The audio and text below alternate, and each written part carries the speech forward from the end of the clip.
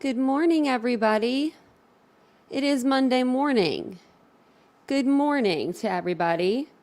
Hopefully you guys are having a wonderful day. It is definitely a Monday. I'm all over the place, y'all. But I'll get there eventually. Okay. Oh, yeah, Charla. She says she'll have to watch on replay. She's heading to work. She's got to go to work today. That doesn't sound like fun. But, I'm kind of working, I guess. But this isn't really work when you have fun, this much fun, I feel like. When you love what you do, it's not that much work. It's a lot less work than what I used to do. I feel like. I mean, it's more work, but it's more rewarding. So good morning to everybody. I see we got a lot of people in the chat, which is awesome. I love that. I love that so much. Let me get my camera on here. If you guys could, as you guys are coming in, if you could just, hit the like button for me. It does send it into the algorithm. I'm sure you get sick of hearing that every time people will do a live, but it really does help, and it's free, which is like even better. Also, if you haven't subscribed to the channel yet, we'd love to have you. It's free to do. Also, it's free. Love that. I'll also put in the into the chat just our channel membership. If you'd like to join, we'd love to have you, but there's no obligation to join. Also, don't forget to drop your thoughts below in the comment section. We are pretty nice in the comment section, I believe we are. So if you like the chat and you decide you feel comfortable, we'd love to have you in the chat as well. So let me get my camera started here. There me is. There I am. I have like little gnomes back here for Valentine's, but you can't really see them. I'm kind of disappointed in that. So just getting everything kind of together still. But thank you all for being here. I really appreciate it. Teddy Mac said we're nice but stern. I think that's pretty true. Oh, Nicole became a new member. I thought you were a member. Maybe you became a member again. Maybe not. Well, welcome if you weren't a member before. Welcome, welcome, welcome. I'm surprised you weren't gifted a membership after that. Happy after Super Bowl Monday, right? Yeah, I'm a little sad about it. I'll put the green back up for my Eagles. No, the Super Bowl was really, really good last night. It was a good game. It really was. I can't complain. I mean, literally, it was back and forth between the two teams. If you're not even familiar with football, if you don't even know anything about football, you could follow along with the game last night. I feel like. So it was a really good game. The better team won. Andy Reid used to be the head coach for the Eagles, which is my favorite team. So he's the head coach for the Chiefs now. So it was kind of like a win almost for us. Our old coach got a win. So also, there's not a ghost back there. I can see the curtains kind of moving. I have the window open. Kansas City cheats. Yeah, maybe that one call there's a couple of calls that probably didn't need to be called, I think. But I was actually pretty good. I couldn't find any of my Eagles stuff, though. I don't know where any of it is. I don't have a lot, but I have a few things that were my father's, and then I have a few things that were mine, and they've disappeared. We looked storage. We looked in more storage. We were looking everywhere, so. Yeah, then UFOs. Yeah, UFOs getting shot down. What in the world? One we thought was, well, everyone was calling it a Chinese, spy balloon. Well, then I was like, well, they were calling it, they thought it was a weather balloon. That's what, China was saying. And now we have 3 more. They shot down. I'm like, oh my gosh. Well, good morning to everybody. Oh, you're heading to the doctors. Oh, I got to do that on Thursday, but it's just here. I just do it over the computer. So it's not a big deal, but it's like counseling. So you have to talk. I talk a lot on YouTube, but that's different. I don't know, you don't want to talk to someone for an hour and then talk, just it drowns you. So, let's see what I wanted to show you guys first. I have a ton of stuff I feel like I could show you guys. So, because last week, so over the weekend, and if you didn't catch the lives, you can always, watch them on replay. We went over all up to the new stuff that came out, all the Banfield, the News Nation clips, all of those. We went over all of that stuff over the weekend. So there was some articles that I wanted to show you and a couple of Nancy Grace videos, but we never got around to it because new things kind of started coming out every day. It was something new. So I figured we could go over it today. Also, the PCA, there's a few things in there that are just worded weird, and I want to get your guys' thoughts on that. So let me know what you guys think, because I don't know. I've read it so much. I think I'm going cross-eyed. I feel like I am. Oh, and I was going to change my mic out. I forgot. I was going to change that out to red. Okay, let me get this started. Oops. I like to keep you guys on this side too, so I can see the chat. If you're like, what is she doing? You had blood work done today? Oh no, I don't like that either. I had to get that done. It's been a while, but the last time I got it done, they popped those things off so many times. I was like, are you done? Are you, like, how much of my blood do you need? And they needed a lot, so apparently, because they just kept doing it. Let me see here. We'll do the affidavit. Let's see, should we do like, let's see.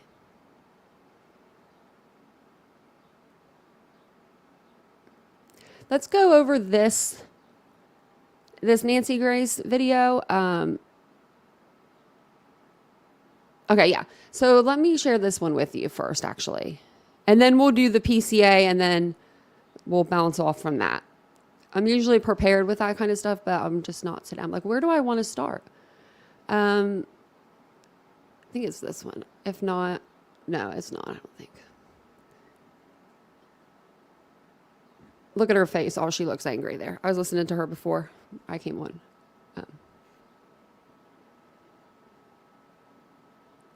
Okay.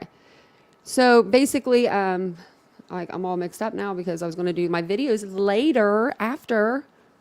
But so in this first video here, Nancy Grace is joined by former homicide detective Chris McDonough.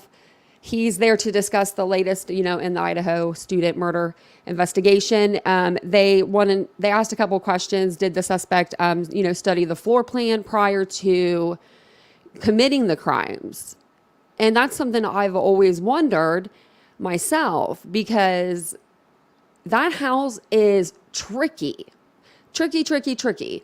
I think everybody has seen that house by now, right? Everybody's kind of seen the layout on the inside of it.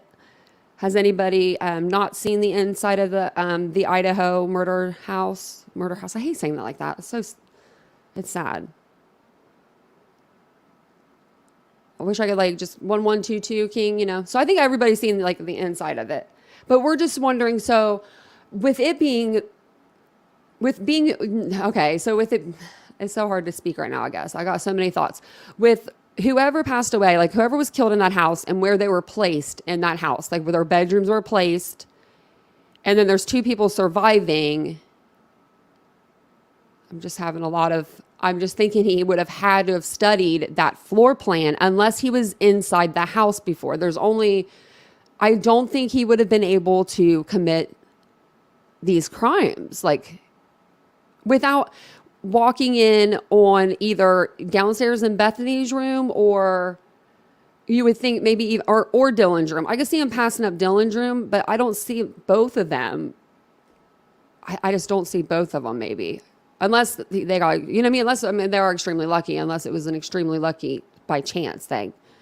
I'm just been thinking about that. So we'll watch this Nancy Grace first, and then we will discuss it as she goes along. And in one of these, she has, I forget which video it is, but she has me cracking up. It might be this one. She's always has me laughing though. So that this one will be with, like I said, former homicide detective Chris McDonough. And if you don't know who that is, he's has a YouTube channel called the Interview Room. And she has him on her panel often, I feel like. You know what? Does it ever end with Brian Kohberger, the man charged in the murders of 4 beautiful, that's the only word I can really think of to describe the Idaho University students that were slaughtered in their own beds? Joining me, a real expert, Chris McDonough, director at the Cold Case Foundation, former homicide detective, host of a YouTube channel, The Interview Room, and you can find him at Cold Case Foundation. I have it turned up all the way.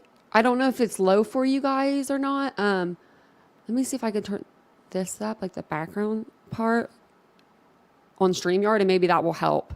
So just to let you know, and when I come back on, if I pause it, I'll try to talk soft so I don't scare you guys.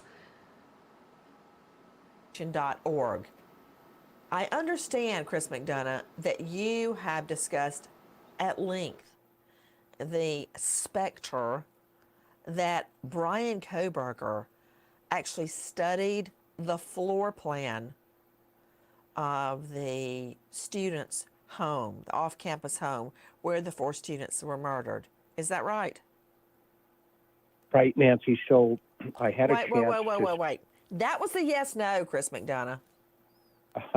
Have you spoken with an FBI person? Yes, absolutely. Okay, I just want to throw one question at you to start with. Okay, Chris McDonough.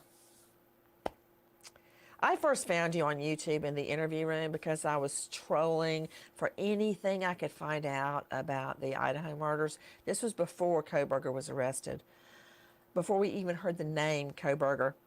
And you did for me what I later did for myself, but I couldn't get there in time. You beat me to it, to do a slow drive through the whole area.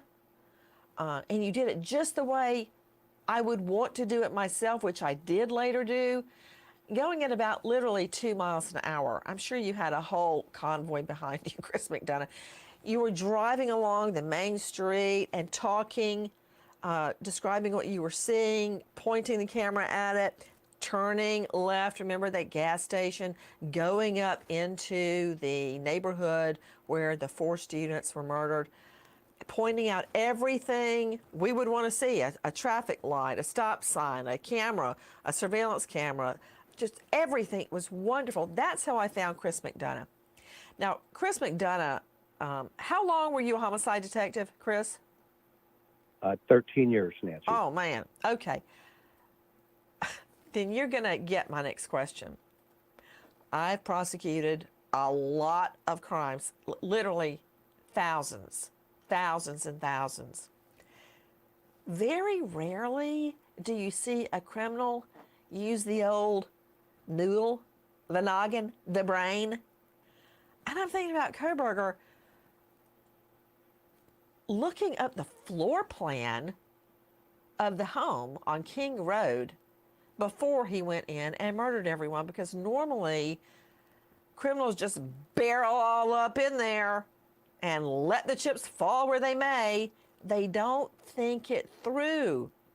Believe me, I'm not congratulating him. I'm stunned, and it makes him even creepier.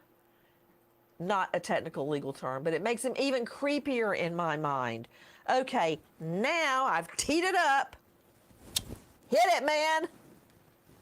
Well, okay, so again, it goes back to how methodical he potentially could be. So the belief is, and so I talked to a guy named Greg Cooper, who's a former BAU. He was the chief of the behavior science unit. There is a belief that Behavior the behavior Science Unit, BSU. You have to listen to Nancy right here. She cracks me up because sometimes she can be kind of tough. Like, I would hate to be interviewed by Nancy. I would be I would be terrified. I would just be scared. But the way that the way she interviews him is just, I don't know. You just have to hear it. Right here, though, I wanted you to listen to this part really quick. Hold on. Well, okay, So right now he's going to talk about being, he's going to talk about the BAU. And I think a lot of us know what the BAU is, the Behavioral Analysis Unit out of the FBI. If you've ever watched, what's that show, that Criminal Minds? A lot of people, they've watched that show before, so they know what the BAU stands for. And I think the way that she says, BSU or something, like she's writing it down, I don't know, to make him, I think she does it to make him feel a little better about himself. So as tough as she is, I feel like she still does a little, So I think she's a little soft at heart. And then one of these videos, you'll see her drinking a Starbucks coffee that she says that she usually doesn't spend money on coffee. She spent $3 on a coffee. She was so excited about it. And then this episode here also, they're going to talk about, which we've already went over, they are going to talk about the girl that came out that decided that she is in love with Brian Kohlberger as well. But I think that's funny right here what she says. So again, it goes back to how methodical he potentially could be. So the belief is, and so I talked to a guy named Greg Cooper, who's a former BAU. He was the chief of the behavior science unit. There is a belief that Behavior the behavior Science Unit, BSU. BAU, Behavior Analysis Unit. Hold on.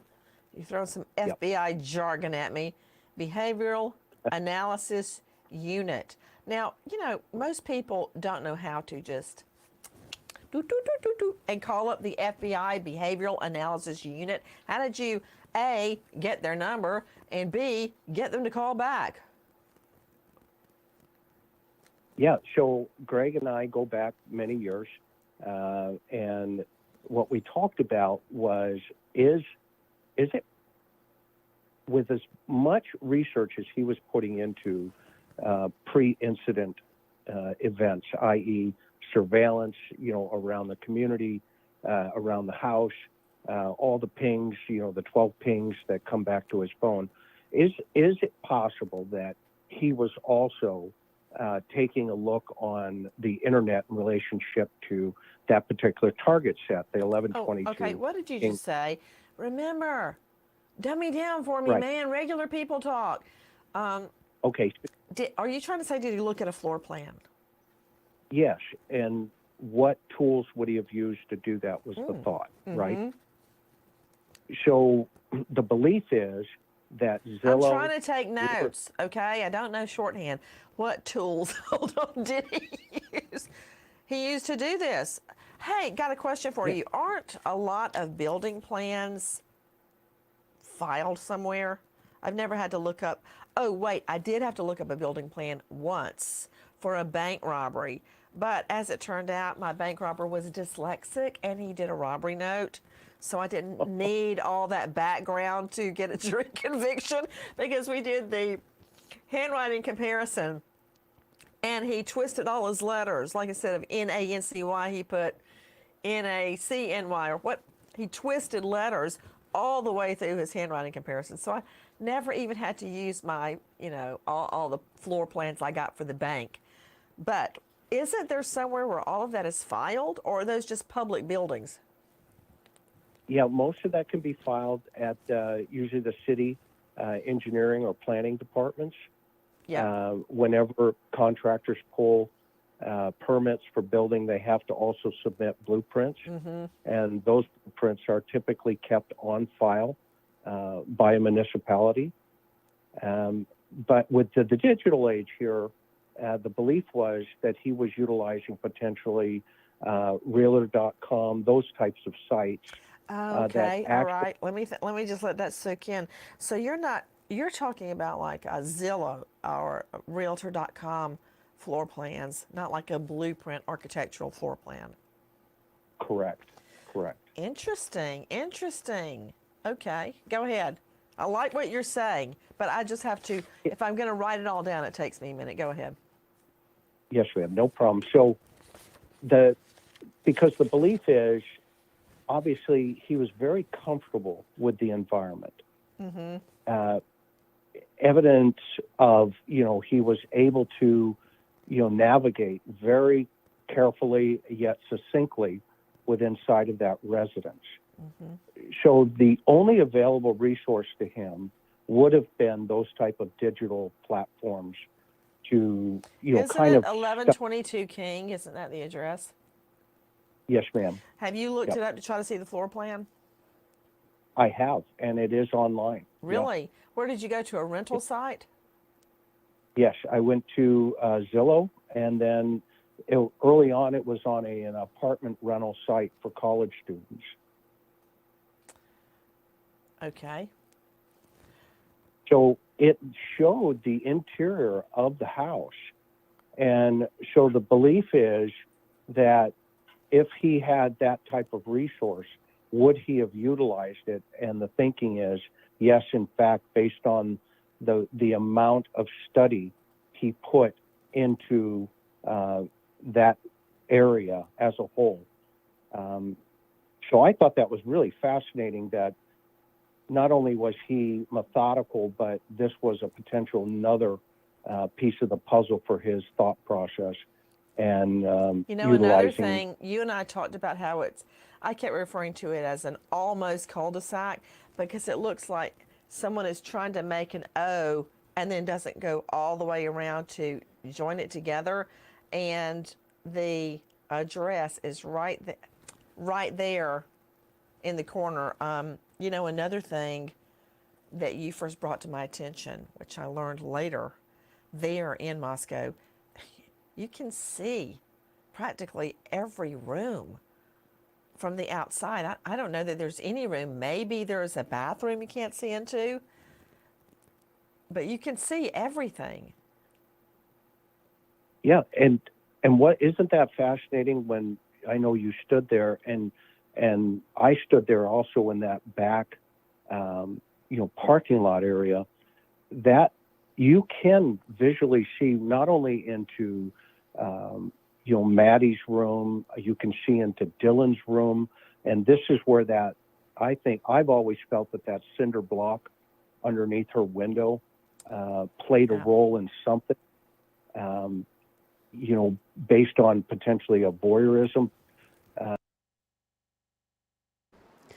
I will say that cinder block and that screen, it has been on the ground there below the windowsill since at least August, because we have it on body cam footage when they were there talking to Kaylee about the noise complaint. We have them, the officers are there, and you can see on their body cam footage that the screen is on the ground and there's a cinder block there. So I don't know exactly when, unless it was before then and he put it, and it was supposedly Brian Kohlberger or another voyeur. But I just wanted to point that out because I don't know if he is aware of that.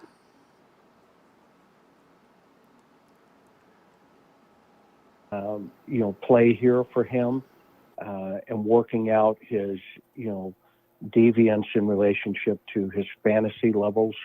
So yeah, those guys, those poor kids were, like you had described in the past, Nancy, they were sitting in a fishbowl. And it's really a tragedy that he had that type of resource available to him, if he's the suspect. Well, of course, the way that we would find that out is through a thorough analysis of his laptop, his iPad, his phone, including his work laptop or desktop that he may have there, to find out if he did that. And knowing him, he probably did, right? Yep. Now, why do you say that? Well, I think we're going to be surprised with, why he wouldn't have done that, because he took so much time with every move that he made that evening, and then he picked the perfect time to execute the crime, and then he left or it fell out. We don't know yet. Obviously, that evidence of the sheath, that could have been either an oversight and or left there, purposely to move the investigation. I don't see that. Okay. I mean, I don't see that he left it there on purpose. I think that's crazy talk. I don't. Can I move on to something else now that you've given me something to stay up late at night worried about Brian Kohlberger going on Zillow and finding people's floor plans? Can we talk about Brittany Hislop, who is professing her undying love for Brian Kohlberger, and it leaves the internet, quote, concerned about her child. She reveals she is, her word, not mine, lovesick over Brian Kohlberger. Did you hear that, Right. Sydney and Jackie? Yeah. There's a woman who says, she did say based on their astrological signs. Red flag of warning. And because their star charts are very similar, that she thinks he's the perfect, quote, male counterpart to her. and she has, quote, undying love, even though she has never met or spoken to him. Help me. Help me understand this. Well, I didn't understand it either, and I had to ask some forensic psychologists. And there is a dysphoria called Hybristophilia. Okay, you're going to have to spell that for me.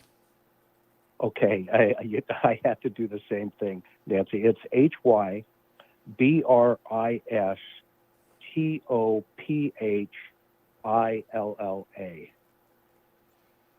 And what it is, it's a fantasy-based dysphoria with an attraction towards serial killers and or criminals.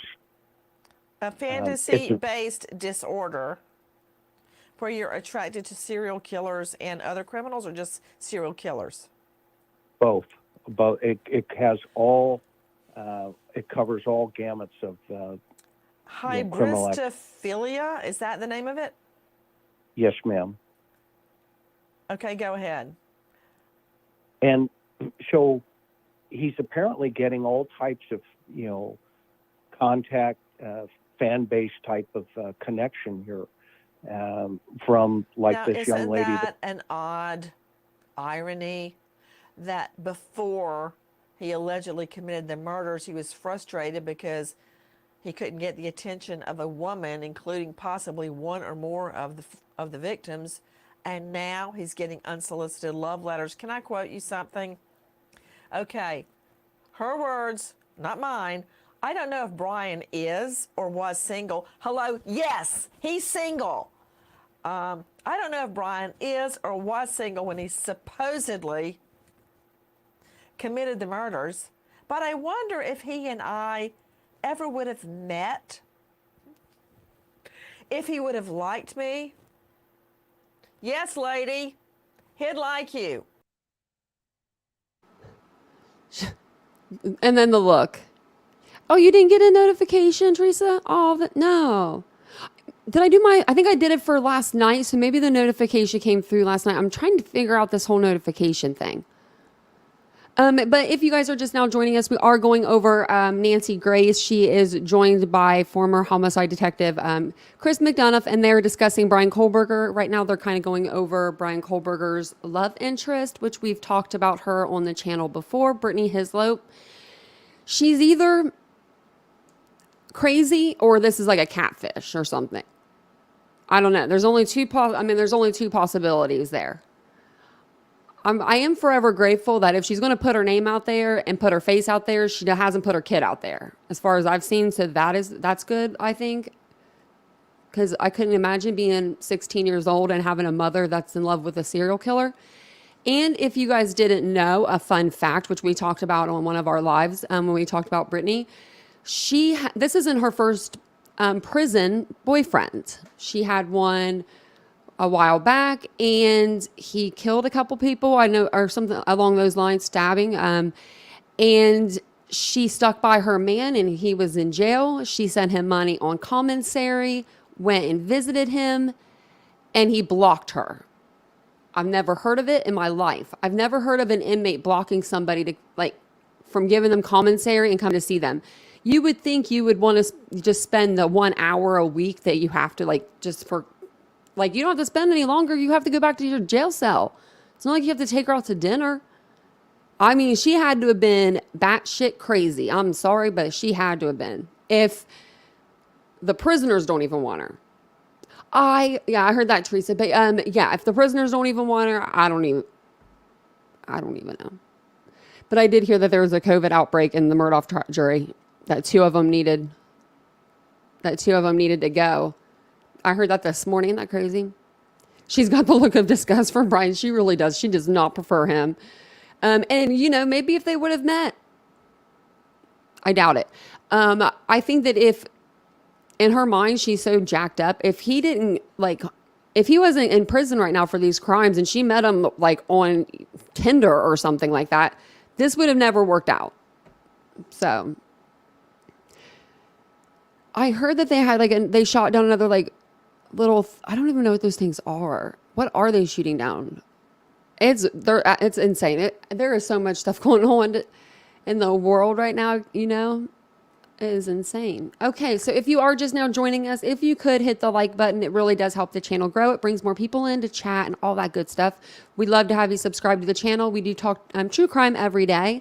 I'm still working out the kinks if we should do mornings, evenings, vice versa. Maybe switch it off and on, because I did a poll and it's like almost 50-50 split. Like it's not, I mean, it's not much more for evening. So I was like, wow, I didn't know. I didn't know what you guys would have liked. So, okay, I'll go ahead and play Nancy again. Look at her face. Wow. She's cracking me up. He likes any woman that would even notice him. Wait a minute. Well, I'm sorry. I'll read it straight. Quote, I don't know if Brian is or was single when he supposedly committed the murders, but I wonder if he and I ever would have met, if he would have liked me, and if we could have connected well, and if we did, and if he did in fact commit those murders, it doesn't mean he would have hurt me and been abusive, although I don't personally know him and his temperament. I just know that ideally my true love and perfect match wouldn't hurt me or do me like others have that were wrong towards me. Okay, again, help me, Chris. Why would this woman believe he's her perfect soulmate? You know, Nancy, that is a mystery. That even above my pay grade, to be honest with you, because you and I both know.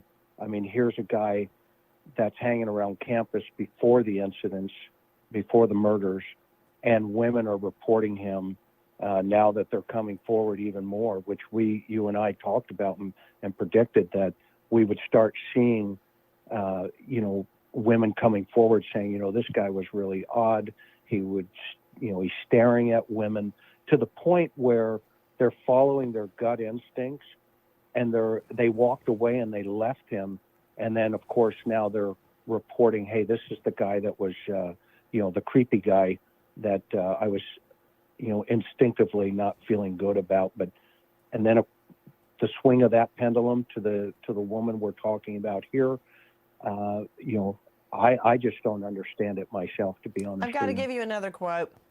We're never going to get to the other topics I had written down on a list. And that's all your fault, by the way, Chris McDonough. But let's blame Brittany Hislop for it.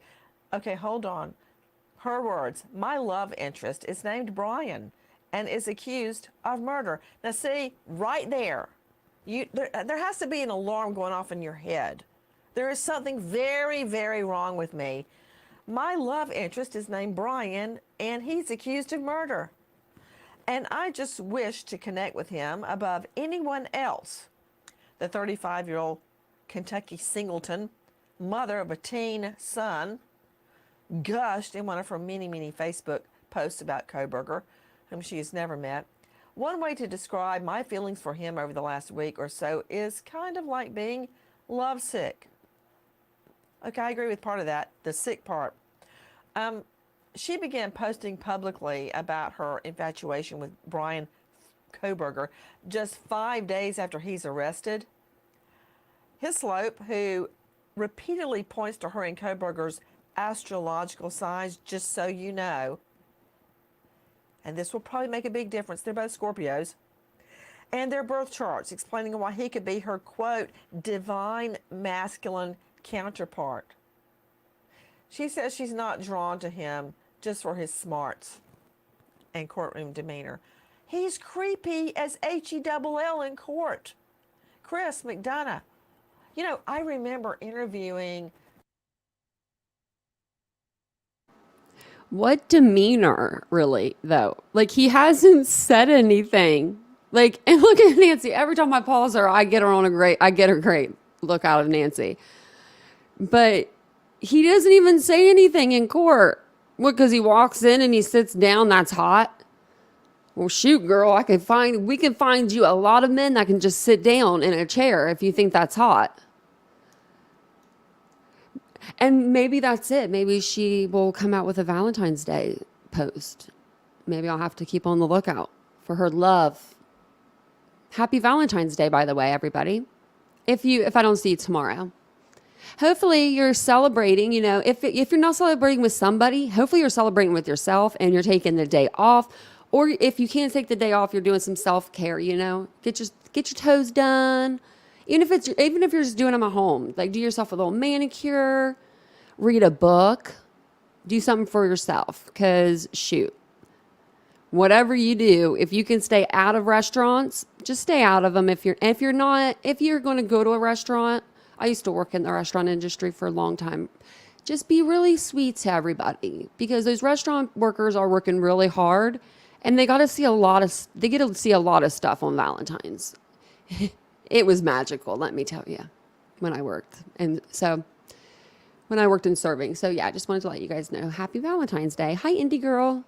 Good morning. Welcome in, and welcome in everybody else. If you guys are just now joining us, we're watching Nancy Grace. I keep pausing her at the perfect time, apparently. So her facial expressions are kind of making me laugh. But we are talking about Brian Kohlberger, and if he studied like the floor plan of the house, or if maybe he was inside the home beforehand. Let us know in the comments what you think, because I'm curious to see what everyone else thinks. I don't know what I think, actually. I really don't, because I guess maybe I'm not as smart as him. I'm not a PhD student, but I did get my degree in criminal justice and applied science. So I do have a degree there, and I don't think I would be smart enough to think about Zillow, but maybe. Zombie Grace. Yeah. Her eyes are rolling in the back of her head. She's going to hate me for this if she sees these. At least one of the women that married one of the Menendez brothers. Yeah. And she also had children, and she moved across the country to be closer to his prison facility. I don't get it, Chris McDonough. Yeah, and I think it's going to get worse, Nancy. I mean, these inmates now, even on death row, have access to digital, tablets. And so it's going to open those avenues of communication even further. I know for a fact that certain people get communication online while on death row. You do know you still talk like a cop, right? Just saying. Sorry It's about neither good nor bad. I'm just telling you. I mean, I could smell you a mile away. Hey, got another thing for you before we continue down our path of Hybristophilia. Uh-huh. Do you believe recovery of the murder weapon is critical to prosecuting this case? Because I do not. Sure, I'd like to have the murder weapon, but you can prosecute a murder case without a body, much less without the weapon. No, and I agree with you 100%. I think the weapon would be an added bonus, and it's more important to him than it is to prove the crime. I agree with you 100%. Online, people are weighing in. You got to have the murder weapon, got to have the murder weapon. I'm guessing a lot of them have never tried or investigated a homicide case. You don't always have the murder weapon. In fact, even remotely intelligent criminal will break down the gun and throw its parts in different places, will get rid of the knife. Of course we want the murder weapon, but how badly do you think it's going to hurt the state if we never find that weapon, Chris McDonough? I don't think it's going to hurt them due to the fact that you have the autopsy.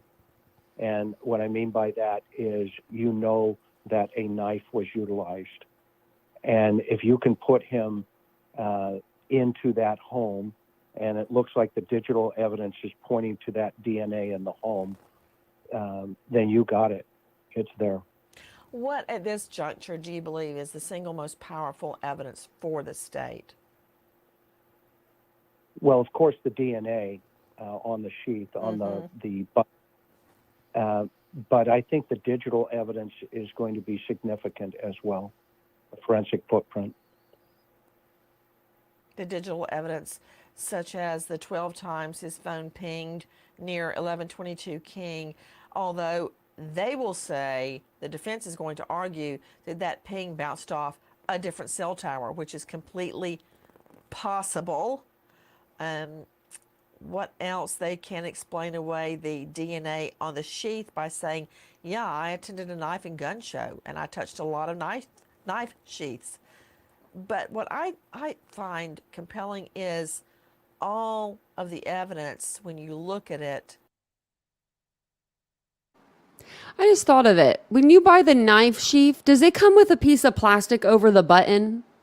You know, like when you get something brand new, it'll have like a piece of plastic, like film over it. That way it's the like gold or bronze or whatever the button is made out of. That way it stays like nicer until you take that film off. Just like when you get like a brand new like cell phone, you know, it has like a film on it and you wait really like a long time to take the film off.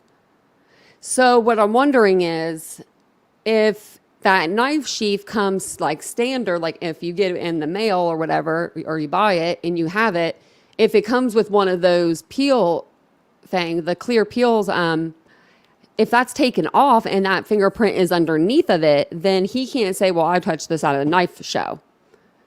Do you get what I'm saying? Because he would have had, like, whoever the owner of the knife sheath normally is, they take that little piece of like film off. It's like a little piece of like cellophane or like almost as thin as like this water bottle. So yeah, I'm wondering, like the actual, like I'm trying to explain. Let me see if I can make it a little. Trying to think of what I would have around me. But you know, like just like when you buy like a new cell phone, you know, it has like the stuff around it, the clear, you know, like I don't know, stuff on it. Because sometimes they put that on clothing if you buy like certain jeans or, you know, because the buttons, they want them to stay nice. I'm wondering if that's underneath of it, because then his lawyer can't come back and say that. And I will continue playing Nancy. She's almost done. In toto, in the totality, all together. Yeah, you can explain away one or two things, Chris McDonough, but when you start piling on the evidence, for instance, we believe that he may have been stalking one or more of the 4 victims online, probably on Insta, trying to communicate with them. There's just so much. The fact that he's stalking the campus, we have him there in the student union and other places just staring at people. So he's not at his campus, Washington State University, he's at their campus. And that student union building, the co-op, is not far at all from 1122 King, where the 4 victims were murdered. So we've got him all around their sphere. And then the DNA for me is the icing on the cake. I think we're going to have a lot more, though, Chris McDonough. Do you? Absolutely. There are tools that haven't been discussed. We just heard about them real subtly on the trial going on today. One of them is a tool called Gladiator. Yeah. If you look, and those kind of tools, for obvious reasons, the public isn't aware of their total capabilities, but those are the type of tools that will put Brian Kohlberger closer to the event. And do you want to explain how Gladiator works? Well, let me just say this: it narrows the scope of those tower pings.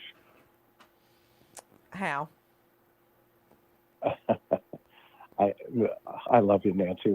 I can't go there right now until the experts testify on that stuff. But I can just tell you this: I've seen it work to the point where a tower ping has been narrowed down to within feet. Exactly. I've had it narrowed down to within a block. Feet, that's pretty amazing. So they're not going to be able to use the defense, oh yeah, I was on my cell at that time, but nowhere near the murder scene. And this could be pinging off a tower 2 miles from here. But with Gladiator ability, you can narrow that ping down, I know, to a block. And you're saying even to feet. Guys, Yeah. I'm just wondering, how he is being treated, as I call it, Camp Flower at the county jail, where they sometimes wake the inmates up with soft music, and they have pizza night on Friday night. They order out pizza. Never heard anything like it in my life. But hey, I wonder if they have him in isolation. I believe I've heard he's in solitary. Isn't that right, Sid? Didn't we? Yeah. Why do you think they've got him in solitary? Well, I think they're concerned about his ability to communicate to the outside, as well as what's his threat risk internally to the jail. You mean, will somebody try to kill him? Yes, ma'am. Yes, ma'am. Oh, darn. Okay, that said, is that normal for them to be put in solitary? No, I want him to go on trial in a fair trial that's not going to be reversed, because he needs to have justice delivered to him in a court of law. So you believe it's in solitary for his own safety? Yeah, I think they put him in there just to keep him away from general population for his own safety, and then give him some time to think and process. So I believe that that's a wise move currently. Well, thanks to you, Chris McDonough. I will never look at Zillow the same way again. Thank you for ruining that for me. Chris McDonough. You're welcome. We'll meet again. Thanks, buddy. Bye. You know what? I was trying to look up the K-bar knife. Like, to see, it says that you can, they have it's called a Tang stamp.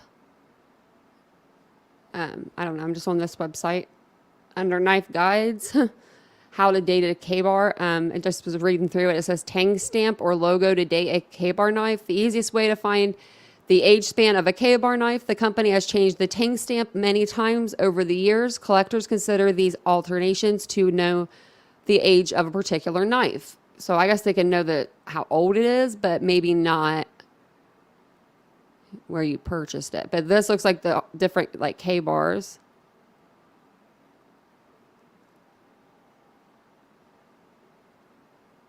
Okay. It does say that it does have alternatively, one could do this as well. You can look for a serial number. So I guess it usually has a model number, it says, or serial number of 2 or 4 digits. You can look up the number in a unique cutlery book or in a brand's catalog to know the type and age of that specific knife. So just the type and age. Exploring the print items, and then looking on the internet. So, Interesting enough.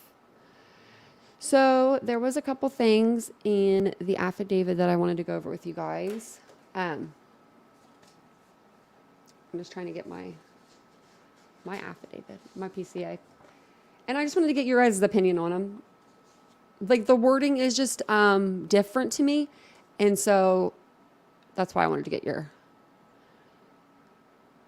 opinion. So I just have a couple pages, like literally just like a couple in the beginning. Let me see if I can get this actually blown up for you guys. I know that, let me see if I can get it.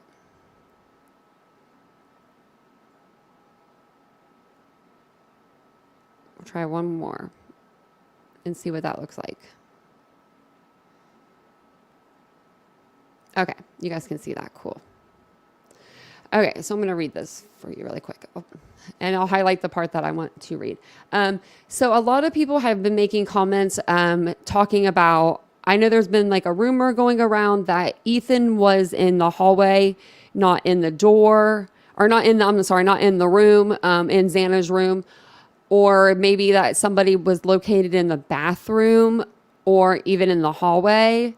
So I went back over and I read the PCA, and I believe they were both in the room. And I'll read this part to you, and this is why I think that. So I'll just start right here. It says, just before this room, there was a bathroom door on the south wall of the hallway. As I approached the room, I could see a body later identified as Kernodle's laying on the floor. Kernodle was deceased with wounds which appeared to have been caused by an edged weapon. Also in the room, later identified as Ethan Chapin. And so that's why I'm thinking they put it as this also in the room. So I think that they are in the room together. What do you guys think? I'm bringing the questions to y'all. And so let me know what you guys think, because I just thought that was the wording was a little different there.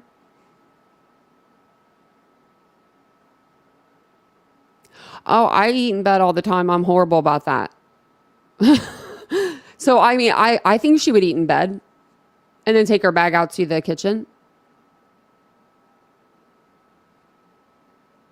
Because they do, I mean, I don't know if this is the bag of food that she ate that evening, but there is a bag of food that has her name on it, and there's a cup beside it, and you can clearly see that there is lipstick on the straw of that cup, and that cup is like half empty.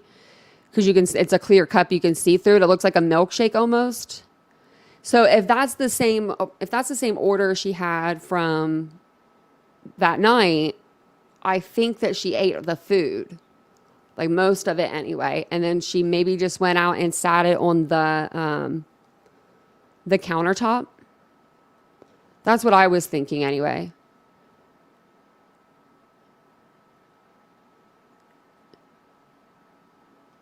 Oh, maybe, yeah. I didn't look up where they were manufactured, but... Oh, I didn't know they were from Pennsylvania. Probably, though, maybe.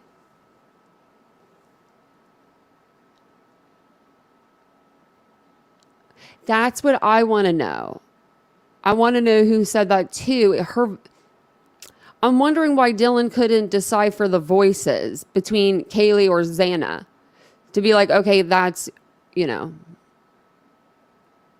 or that's Xana. I don't know. So that was just one thing that I wanted to show you. Let me see here. Hopefully you guys are all having a great Monday. You should have seen my Monday before I came on the live. It was comedic. It was my dogs were doing like everything that they shouldn't do. That's why it took me a couple extra seconds to get on the live this morning. But if you guys could, as you guys are coming in, we are going over just a few things in the PCA, just a couple pages of some wording that I thought was just a little off. And I'm bringing it to you guys to ask for your opinions on these things, because that's what we do here at this channel. We ask.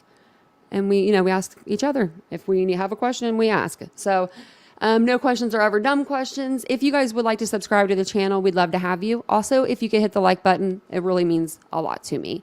And both of those are awesome, and they're free to do. Can't beat that. We did go over...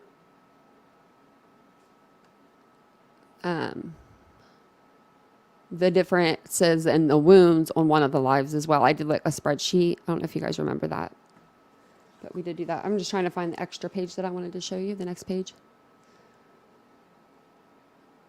Okay, so this right here, this paragraph, I read this and to me it sounds like, and I don't know, maybe you guys already know this and maybe this is like a fact and I just don't know this. But it sounds like, and I'll read it to you. It sounds like that Bethany was with Ethan and Xana at the Sigma Chi house. Like they hung out like the whole night. It sounds like. Did you guys know that they were like, hanging out that night? Cause this is what it looks like anyway. So I'll read this part for you. It says, on the evening of November 12th, 2022, Chapin and Kernodle are seen by BF at the Sigma Chi house on the University of Idaho campus from approximately 9 p.m. to 1:45 a.m. So it sounds like they're together. Like it says that, on the evening, like Xana and Ethan are seen by Bethany at the Sigma Chi house from 9 p.m. to 1:45 a.m. So to me, that sounds like they were hanging out the whole night. And then it says, It's also estimated, it says, let me see here. Where was I stop? Okay. On November 13th, Bethany also estimated that at approximately 1:45 a.m., Chapin and Kernodle returned to the King Road residence. BF also stated that Chapin did not live at the King Road residence, but was a guest of Kernodle's. So what do you guys think that maybe they were all together? And if that's the case, where was Dylan? Does anyone know? And I'm not trying to say anything bad about Dylan. I'm just wondering where she was.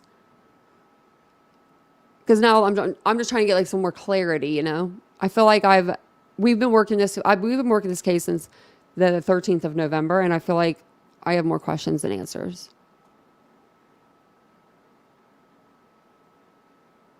I'm just reading the chat a little bit.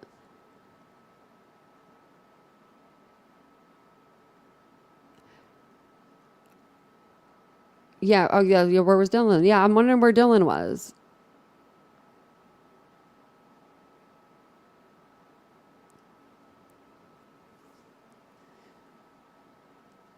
Yeah. They were all together until like 1:45. Yep. They were Indie Girl. And I think that, they probably came back and they were just hanging out of the house.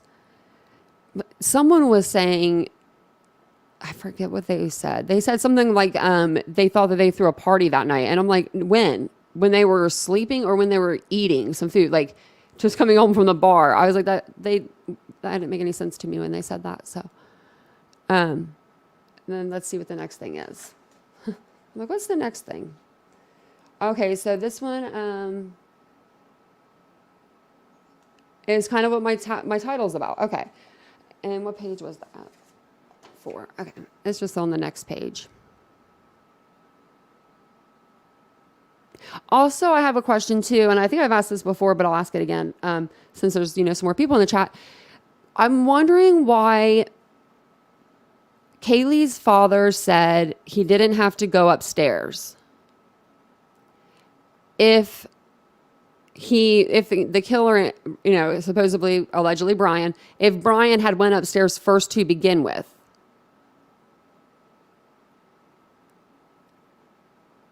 That's what I don't get that statement still. It still is like, what did he mean by that?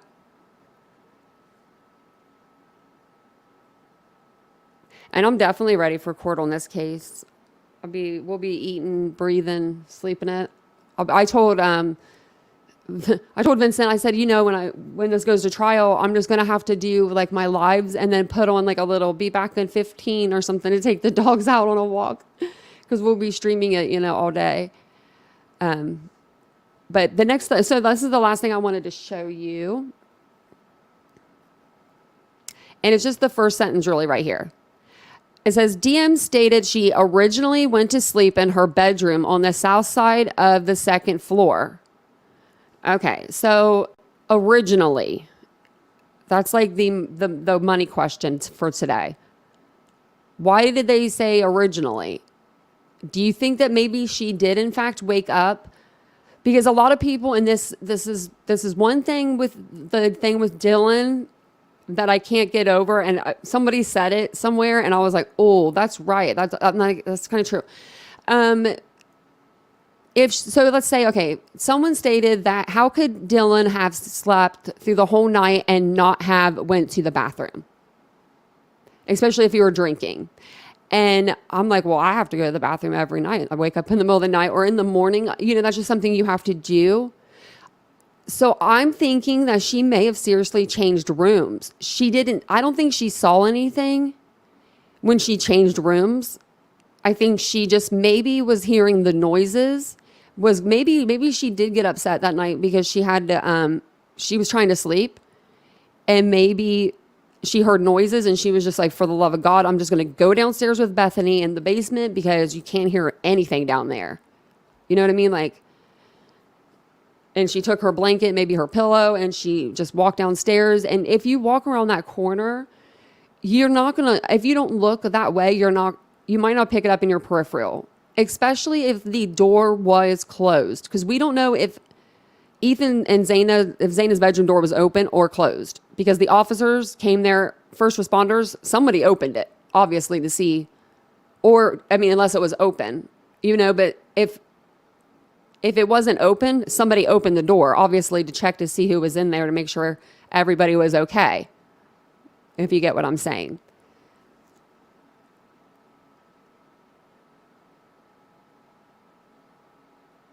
Oh, that makes sense. I feel like if he meant that if Kaylee and or Maddie weren't the targets, he wouldn't have gone upstairs. That does make sense, but then I'm wondering what brought him downstairs to Zana and Ethan's room.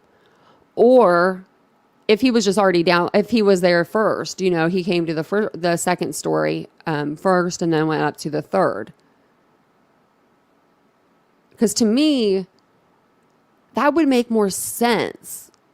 Like if you're thinking about the route you want to take, I don't know, the front door, go up the stairs, go around the corner to Zana's room, come back out, go up the stairs, Maddie's room.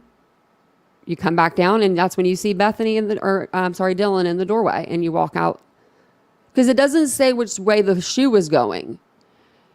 If you guys remember, I don't think it says which way the shoe was going. Let me see if I can pull that up.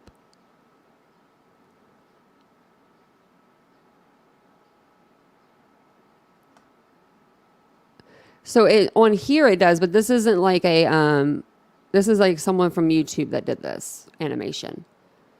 So if you look, the shoe is pointing this way. But I mean, what if he came down the stairs and he went out the opposite way? Let me see if I can get it. Like, what if he went down this way?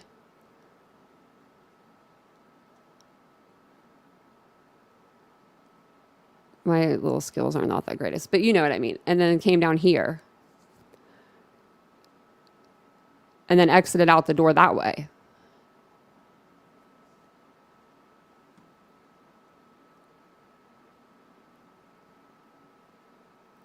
My view on the father's statement was to interfere with that is, infer that those two weren't targets and he entered second bedroom floor. He wouldn't need to go upstairs. That's true.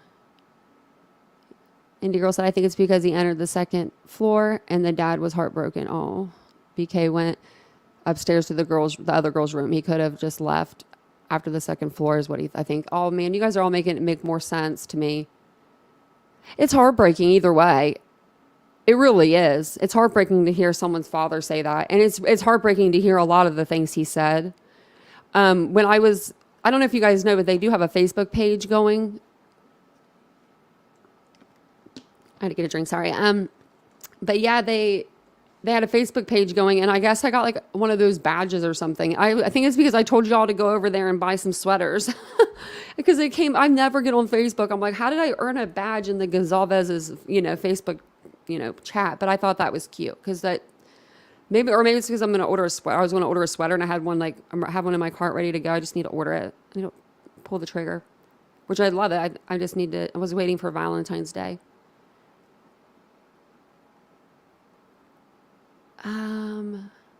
I don't think I do. Do you have the original pic of Dylan in the street with 4 girls and one looks like Gabby Petito's doppelganger? I don't know. I don't think I do. I do have a few pictures of them, but I don't think that's one of them. Oh, you did too, Teresa? That's cute. Yeah, the family does have a lot of questions. Okay, so we will... Yeah, just let me know. Yeah, I don't know. That's just, to me, I think that it's plausible that he went out the opposite way.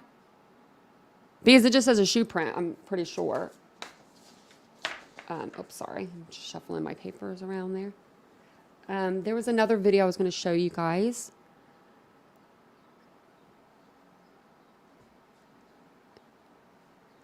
Oh, we might have to look at that. I have some, I have like 2 hours worth of podcast I was going to play for you guys for the Alex Murdaugh. Maybe we'll just play like the last one in our next live.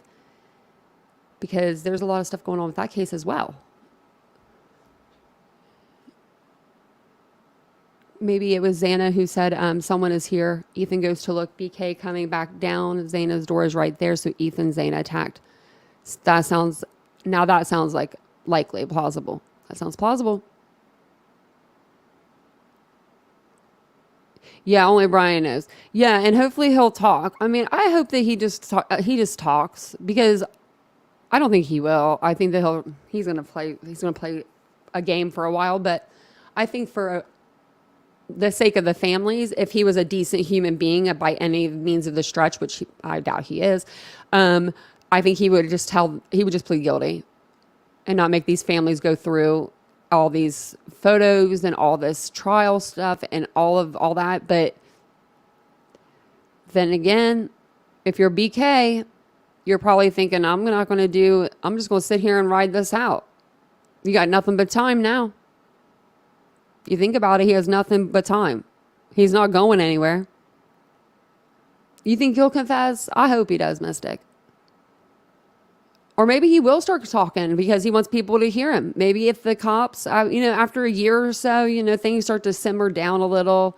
After about 6 months or what, maybe 8 months. I don't know. Maybe they will. Where he's not getting the focus too much. And then that's when he'll be like, oh, limelight's off of me. Better come in hot with some information. So maybe that's what it is. Let me see which one I was going to show you guys.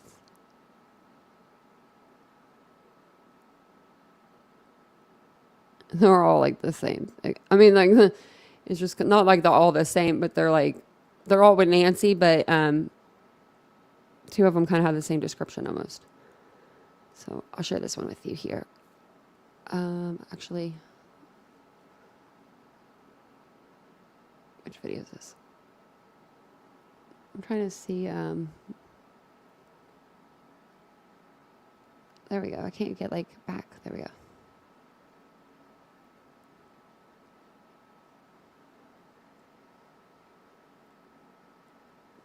Trying to figure out which video this one was. Sorry.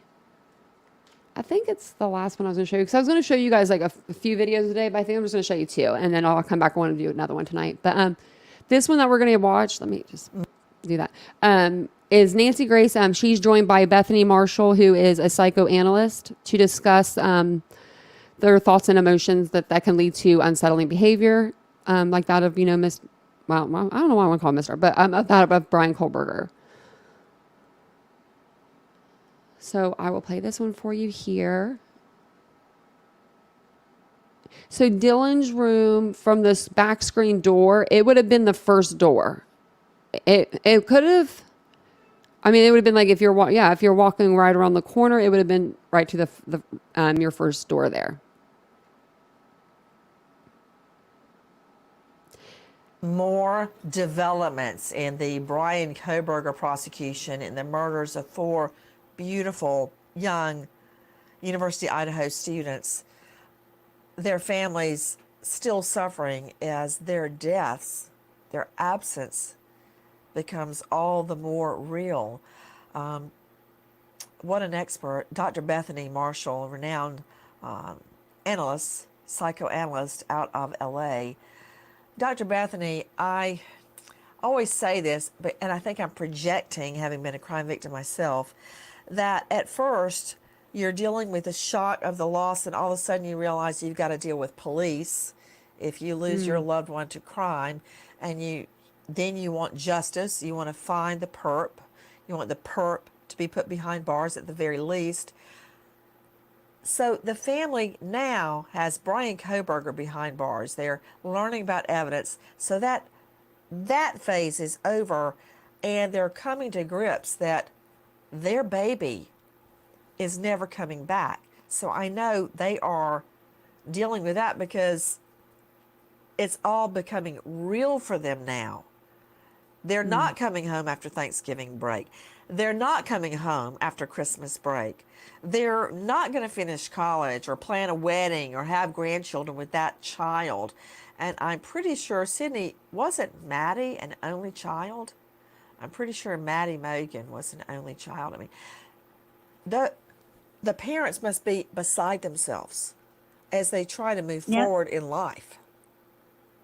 Nancy, the devastation to families, to couples after the loss of a child is just, it's devastating, it's unbearable. There's some interesting research that couples often, when a teenage or adult child dies, that the couple later divorces. They can't even handle the trauma of what it means in their relationship to have lost this beloved member of their family. And you're right, grieving is not just about the past, that, oh, this person that I saw walk for the first time, that I breastfed, that I took pictures for her high school prom is no longer there. But we have lost the future of our family.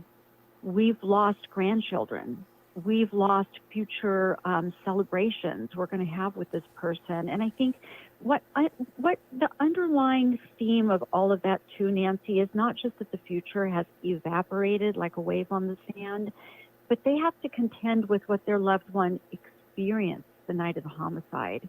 Did she see Kohberger coming? Did she feel the pain of the blade coming into her? Did she fight? Did she have defensive wounds on her hands? What did that feel like? Just the unknown of all of that, it's just agonizing, Nancy. You're actually making my stomach hurt because, Sydney, isn't it Xana that we now are hearing reports, which have yet to be confirmed in court, of course, that her hands were covered in cuts, almost severing some of her fingers. She fought back so hard.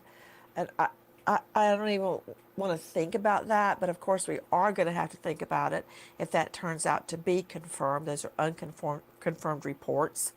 If she went through that pain. And now, just to rub salt in the wounds of the parents, Dr. Bethany, we are learning that the 28-year-old criminology PhD student who had been a teaching assistant in the criminology department at WSU, Washington State University, was already under investigation by the university for behavioral problems and, their words, a sexist attitude toward women. The word rude to women was used, sexist attitude toward females he interacted with at the school. Those are quotes we are hearing. Reports his behavior escalated. He had one argument with another professor. He didn't. I'm going to show you guys just the layout of the house really quick so you guys can see where the rooms were. So if you look at this tab here, or if you look at this room, you can see the stairs there that go down to the first floor, and you can see straight down the bedroom, and that's going to be Zaina's room. So if you were to come up the stairs, this is the hallway. There's a bathroom to the left. If you were to go over here, this room right here, 2A, is going to be Dylan's room. So it's on the opposite side of Zaina's room, but on the same floor. The kitchen is going to be on the other side of Zaina's wall. If that makes sense.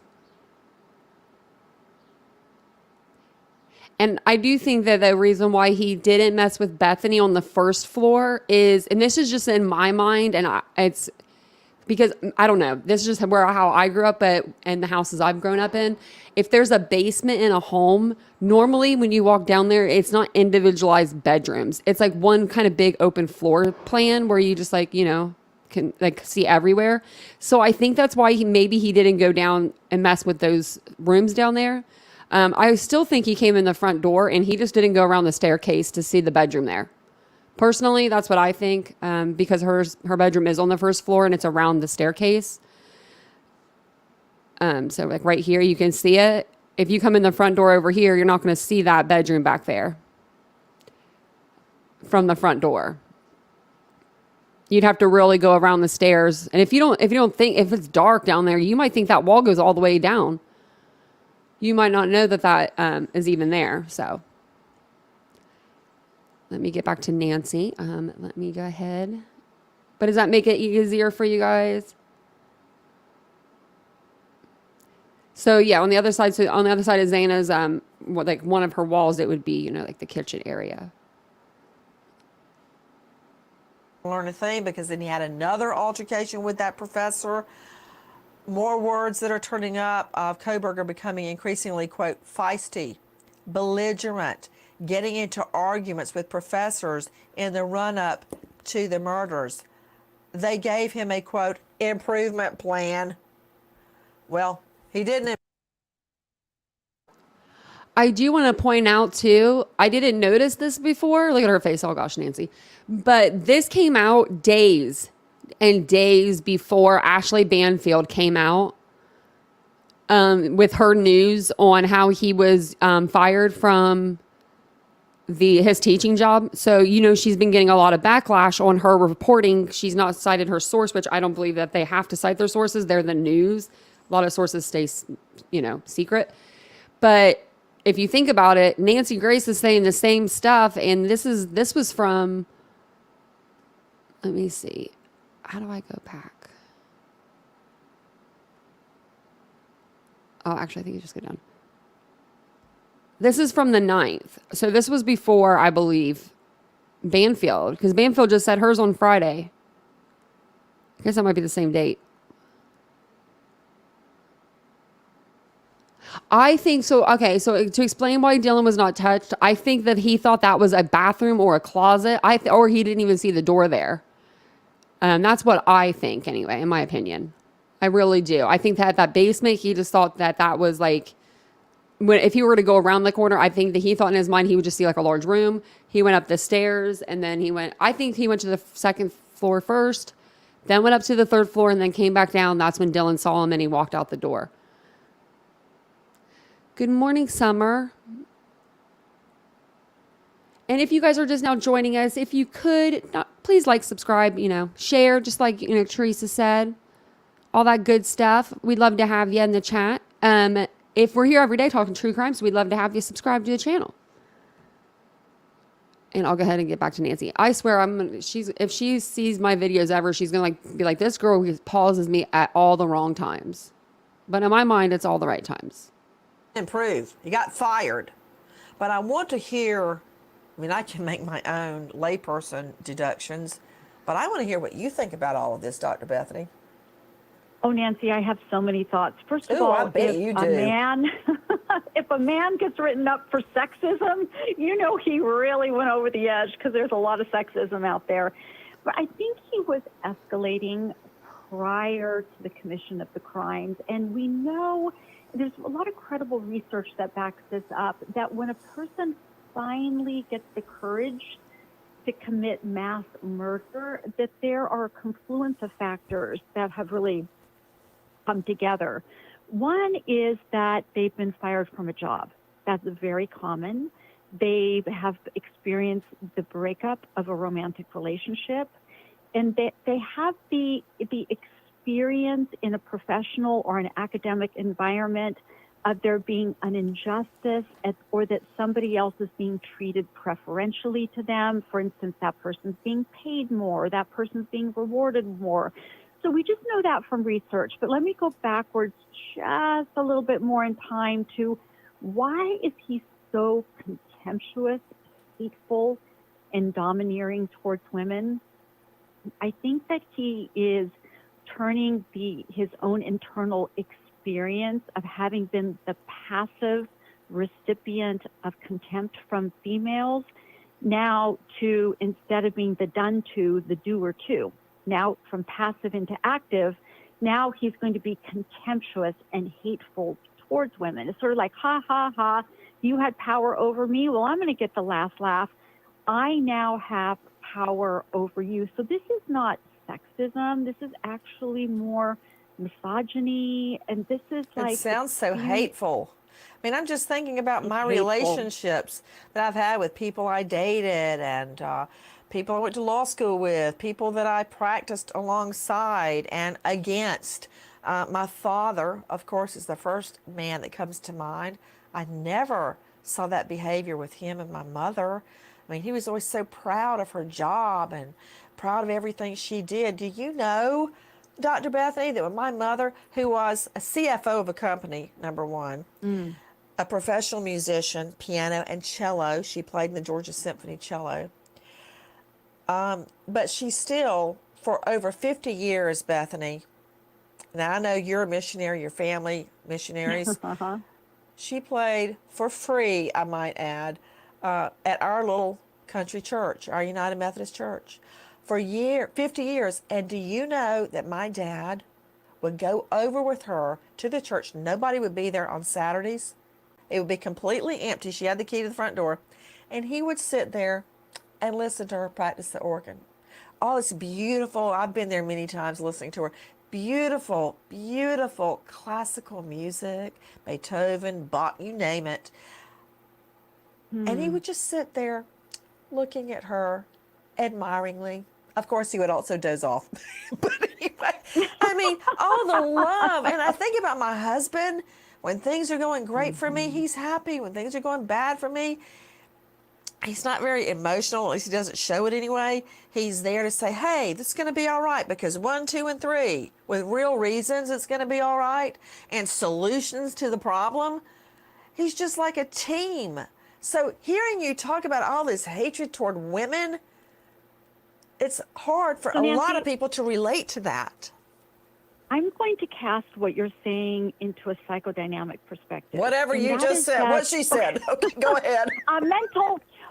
Let's relate this to mental health and relationships. A part of a good relationship is being able to be happy in the successes of others. When somebody you love, like your mother playing Bach, Beethoven, your father sitting there admiring her abilities, he wanted her to be a good person. He appreciated that. Her successes meant something to her. He promoted, it was a growth promoting relationship. Now, contrast that to Koberger, where if a woman was beautiful, successful, or in this academic environment, let's say she was writing a great paper, maybe thinking thoughts he could never have thought of himself, that he couldn't admire the goodness in the other. Instead, he wanted to stomp it out, slash it, grind it under his heel. Nobody could be in charge but him.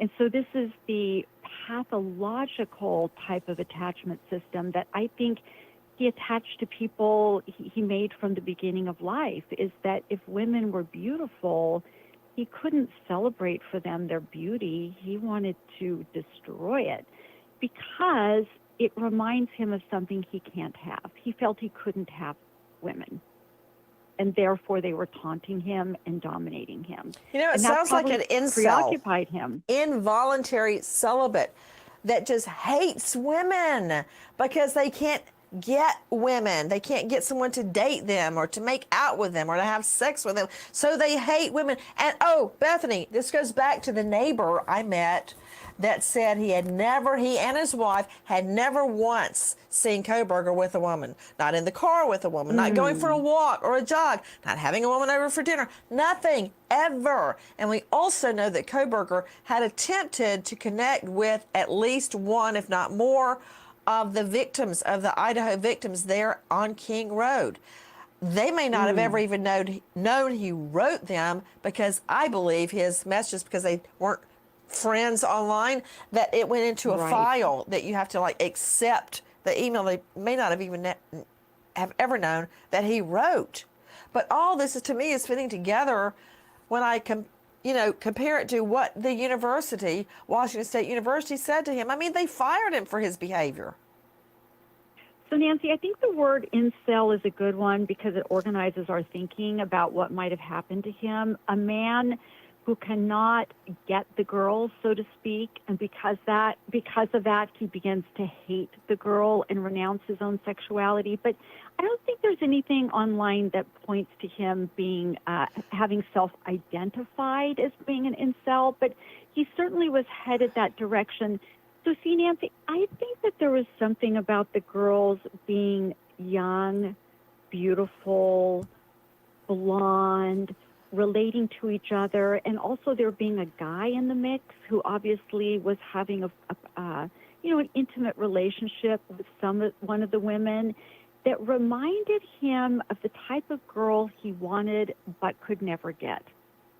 So what is he going to do? He's going to have ultimate power over the group and terrorize them. Now, remember, the interactions he had with women were incredibly awkward. I mean, you've read the reports, on one date, trying to touch her shoulder and then giggling uncomfortably, and then she had to make an excuse to get away from him. Didn't she go into a Oh gosh, bathroom that's and right. Remember that said the date they met online. I can't remember which site it was. Tik- Do Do you was it remember? TikTok? Oh no, Sydney, say no. Would you look it up? Anyway, they met online, and she wanted to get away from the date so badly she went in the It was Tinder. It was a Tinder date. bathroom and pretended to throw up. And when he tried to talk through the door, she just kept pretend retching, puking, in order to get him to leave. And he finally did leave. Yeah. I did that once when I was in college. I had a really bad I never date. did that. Like, I would say, I've got to go now.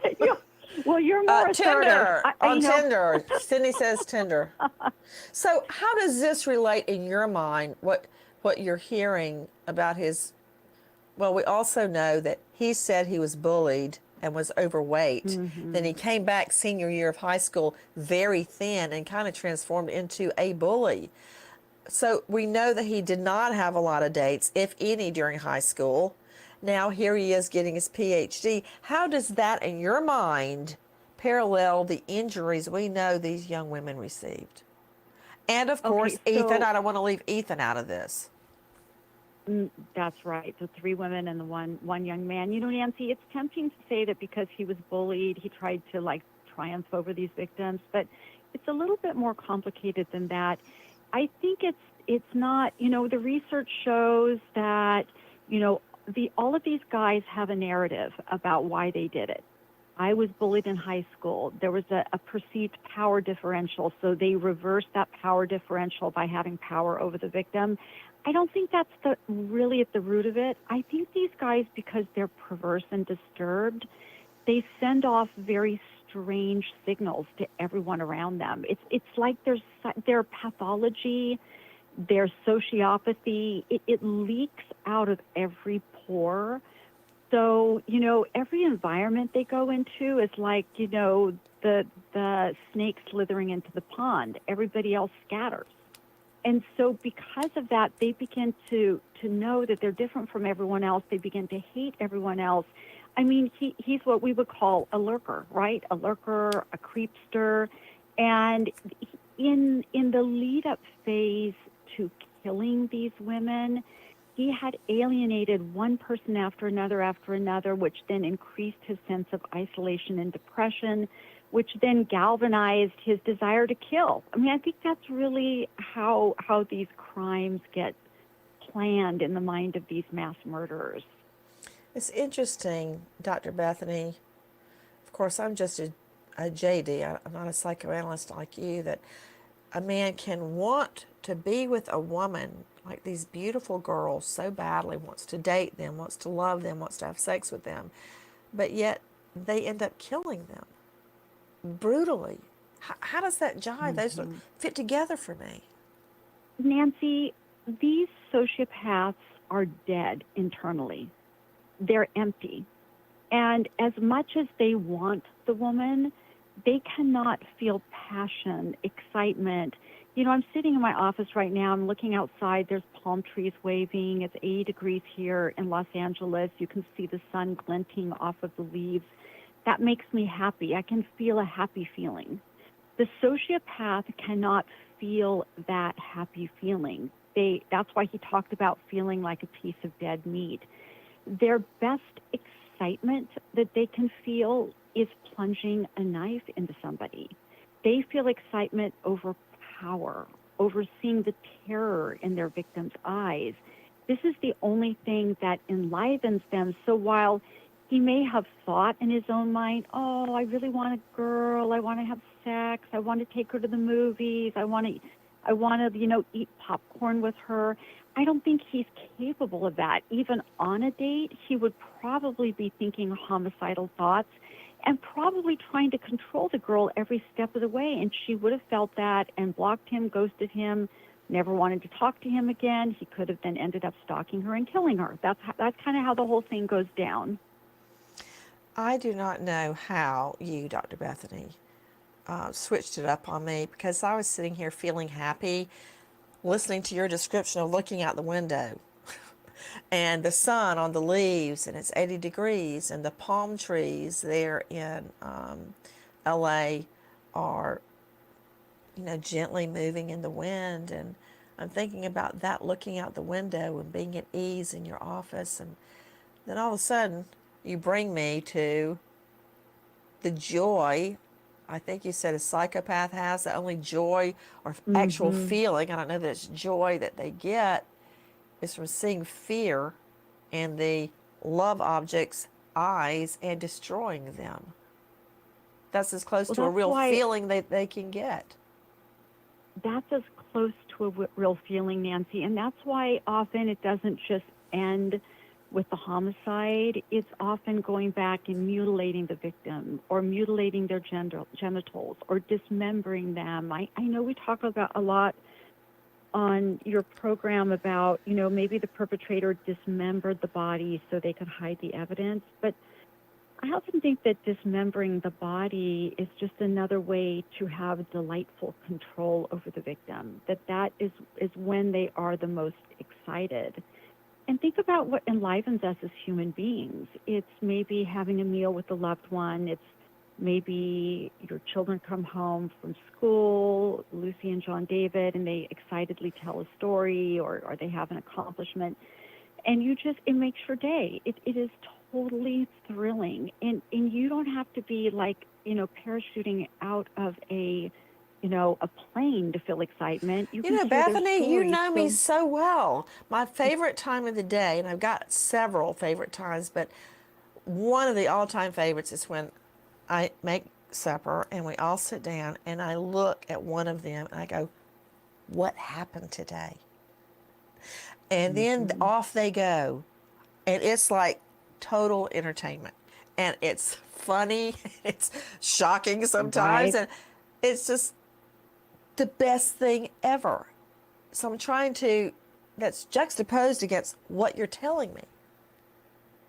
Well, if you really look at the symptoms of the sociopath and the psychopath, thrill-seeking behavior is always on the list. So, that's one of the ways you know them is that the thrill-seeking, I don't know, it takes different forms. It can be, helicopter skiing. It can be doing race cars. I'm not. Do we know if Brian Kohlberger was currently on drugs of the time of the murders, or if he was clean? To me, I thought he was clean, but I'm not sure. But when she was talking about, getting gratification, being a sociopath, I feel like maybe he was trying to get maybe that night he was trying to get instant gratification. Maybe he's still trying to ride that wave out, but I don't know.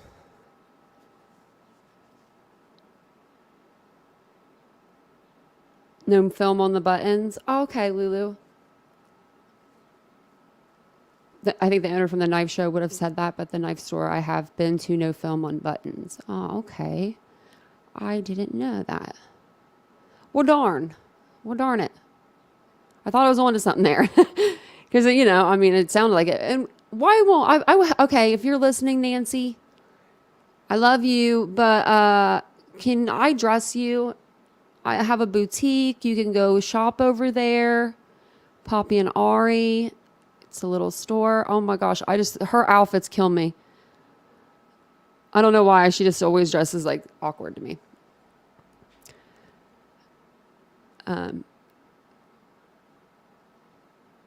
So he was taking, I think he was doing heroin, but you could always switch. I think that was his drug of choice though, maybe. So, okay. Yeah, that's what I thought. Okay. I didn't think that he looked like he was on drugs, and he doesn't act like he is withdrawing from drugs either. So I didn't think that he was still on them. But I wanted to double check because I was like, maybe he was, and someone knew something I didn't know. But maybe that's why he went on to killing. I'm trying to figure out the mind of a psychopath, I guess. Saying that all these people are sociopaths. I'm saying sociopaths given what is available to them, will thrill seek because they have that inner deadness. Can't So you just imagine the thrill he would get on spying on them? Because you can look right into 1122 King, especially from that precipice behind it. And at night with him in the dark and them in the light, and they had no idea he's out there staring at them. So I guess my question would be, now that we've talked, since you have learned that the school had reprimanded him and ultimately fired him for misogyny, hating women, being sexist, rude to women, does that fit into your theory of these murders if you believe Kohberger is in fact guilty?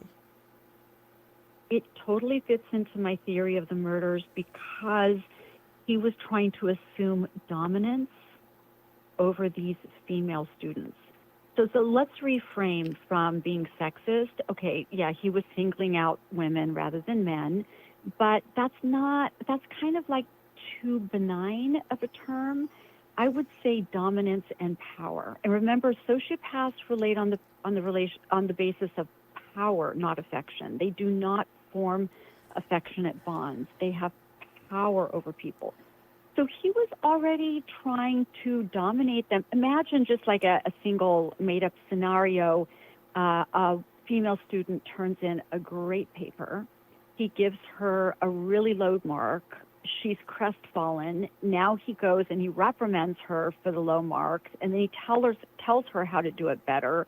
She's even more crestfallen. Now he's totally excited because he's put her into some kind of a depressed state. Now he can get her number. Now he can call her. Now he can stalk her online by telling her how to do it better. I mean, it's endless possibilities of victims in this classroom. Dr. Bethany, you're scaring me. I'm going to go now.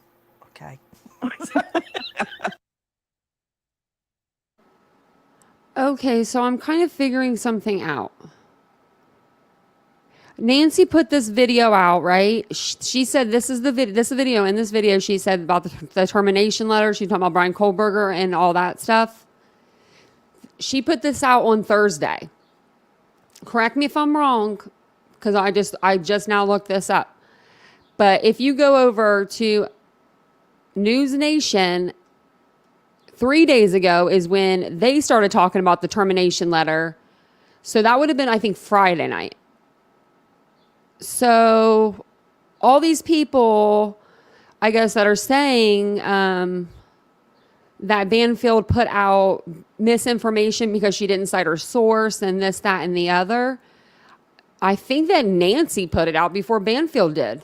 And I mean, y'all know me. I love me some Nancy, so I'm not going to be trying to throw her under the bus, but I will tell you the truth. And it looks like Nancy put the story out before Banfield ran with it. So, I guess people that were talking about Banfield, maybe they need to cite their sources. I don't know.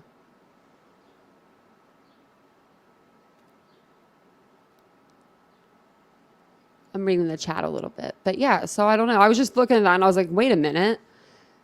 So, yeah, like I said, this one was done on the February 9th, and that was Thursday. And then it looks like Banfield started talking about it on Friday. I just saw that. So I figured I'd tell you guys. Yeah, Brian was alert. Oh yeah, Teresa, you're right. She said Brian was in court alert oriented and all together in court the day after he flew into Moscow. I cannot see him addicted to a potent drug. Yeah, no, me either. He would have not have been looking at that. He would have been looking that good. Oh, good morning, Mama 4 boys. Oh, you're probably busy. But yeah, you think, I don't know.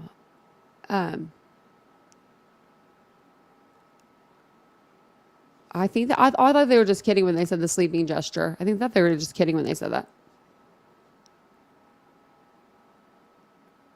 I was trying to go back in the chat and read some stuff from you guys. But I think that do these other videos later.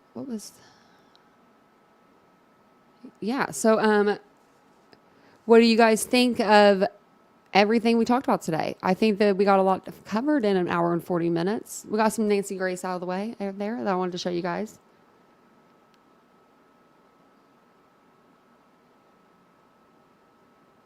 I wonder if, so I think we're all, aware that I don't think that Brian was on drugs at the time that he was arrested. But let me know if you guys are watching this on a replay also. Let me know your thoughts on all the stuff that we talked about today.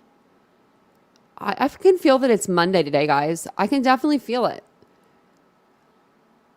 I don't know about y'all, but I can feel that it is a Monday afternoon now.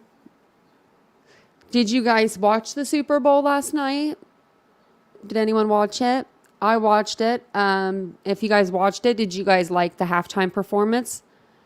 Miss Rihanna was there. She did the halftime. She is pregnant, which she came out. Everyone said that she came out and told everyone during the halftime performance, but she didn't. She actually told people in a news press conference like right before that. So everyone that's like TikToking it, they're like saying, "Oh, she gestured and told us this way and that way." It's like, no, she already told people. If they would have watched any of the football game before the football game started, when they do all the news segments, then they would have known. But nobody watches that usually, so.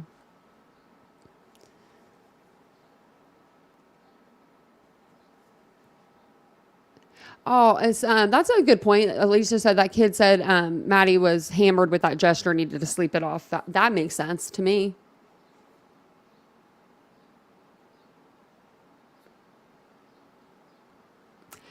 And I don't think this has to do anything with Freemasons, the fraternity. I don't, this is just my own opinion. I don't believe that fraternity is involved. I believe that they are cruising down the right route. I think this was a one-man show. Okay, think about this. A fraternity, 100 guys. Let's say the whole fraternity is involved. You mean 100 men they didn't make a mistake? That made, you know what I mean? I'm saying or let's say 5 of them, 5 of the fraternity brothers did it. If you bring anybody else with you to do a crime, you got to make sure they're pulling their weight. You got to make sure they're not leaving evidence behind. No, I just think that it'd be better to go solo. That's how I would think. If I was going to go murder 4 people, I would go by myself. I just would. I don't know. Yeah, and Greek has nothing to do with the masonry. I do know someone that's in the Freemasons. I know that he can't talk about anything, but I'm about to ask him some questions. They'll be like, "Can you tell me this? Can you tell me that?" He's been on for a long time. He's my age too. He's young. I mean, he's not old or anything. When I think of Freemasons, I think of older men. I don't know why, but yeah, I like the halftime show. I was reading the comments. I hope that Suzanne is found one day too. I did follow the Manilow case. I think that's what it's called. Did I pronounce that right?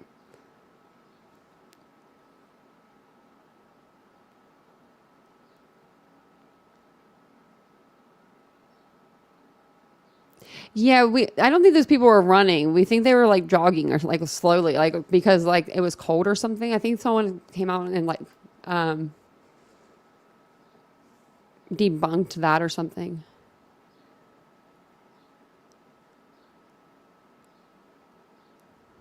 Well, I mean, I didn't kill anybody before, but I can go and work in a police station. I have a degree to do that. So we can't say anything. I mean, we can't be he didn't learn how to commit a crime based on his education.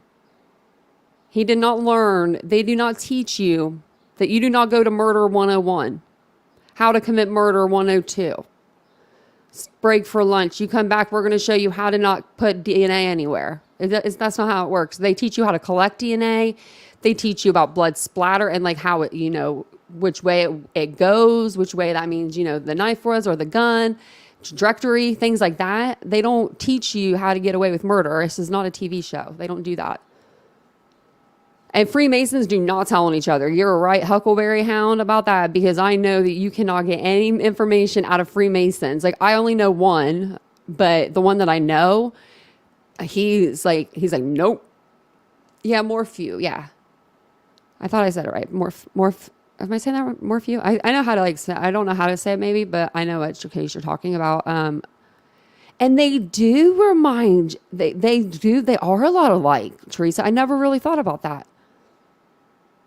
I thought about doing a case over the Nicola, the lady that went missing over in the UK, I believe it is, but I'm not sure yet. I'm still reading up on it. I didn't even really know a lot about it. I wasn't really watching a lot of stuff on it. And then it's been, like a week or so now.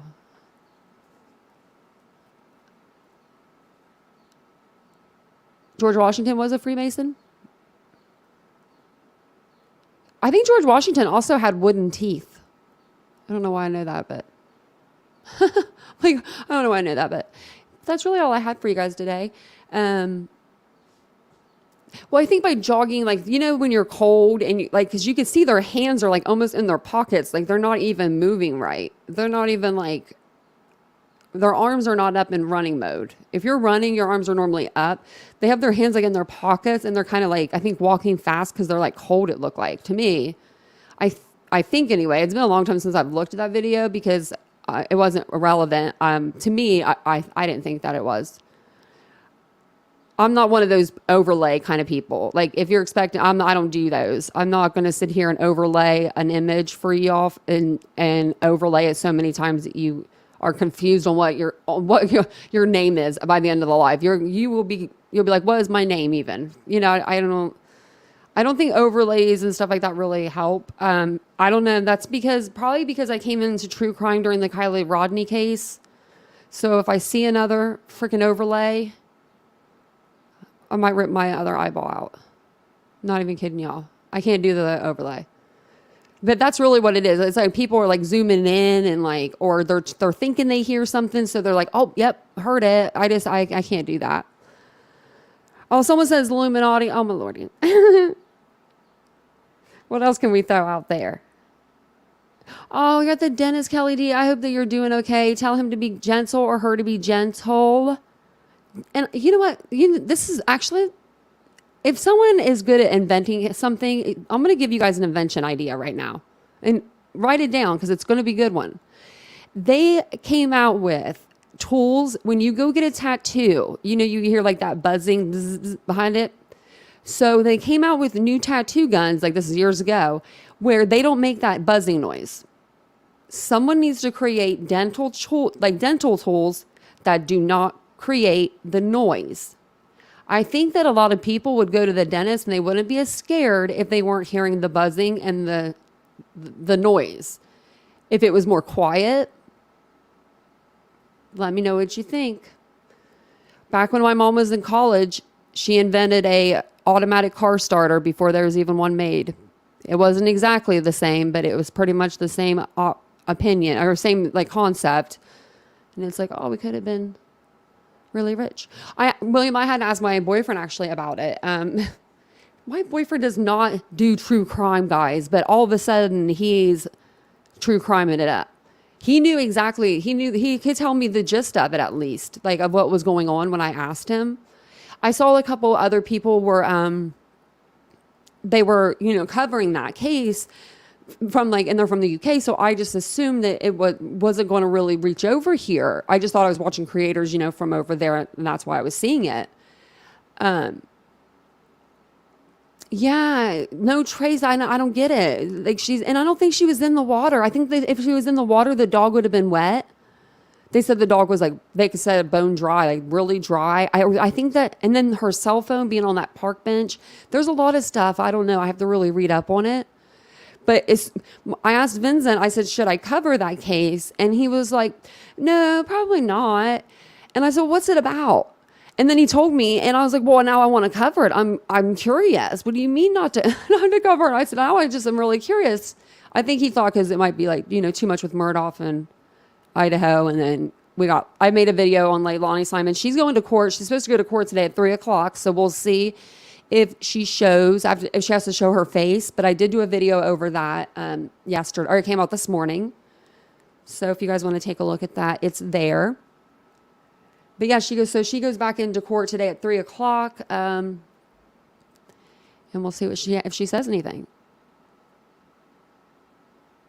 I'm going to have to look into that case, though. Nicola. That's a pretty name. My middle name is Nicole, so it kind of reminds me of my middle name, but it's prettier. Nicola. Oh, you're right. She would have surfaced, yeah. Unless it was not by accident, you know what I mean? Then the next guy I meet, I know where he needs to be a true crime buff. Vincent just became one. And so today I surprised him. I put a card in his car because I took his car to the grocery store yesterday, and I never can surprise him. I never, ever get to surprise him because we're always together. Or, you know, he'll like, we're never, I don't know, when he's at work, I'm always home. We never are away from, like, I don't know, or, you know, it's just hard to do that. So I put a cute little card in his car today for him, and I told him just thanks for believing in me and being on this journey with me. And he thanked me this morning. So I was like, yep. Oh, who's in court? Yeah, Leilani Simon will be today at 3. She's supposed to be, but you know, I don't know if she can say this time she doesn't want to show up. Last time she said she just didn't want to show up, and they were like, oh, okay. Let me sign in over here and see what's going on with her.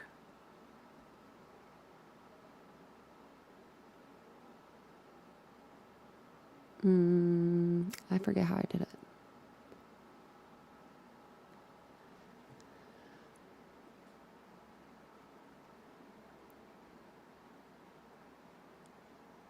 Well, it looks like she goes to court at 3, so I'll just have to keep my eye on it. Oh, yeah, I'm just getting ready to actually get off. We've been on here for about 2 hours now. I know my dog's probably did something terrible in the living room. Earlier today, I'll tell you a little story. Thank God for hardwood floors. I walk out before the live, and my dog decided to get in the cat litter box. She left me a present. Thank God she didn't take it to the bed or something. It was just on the floor.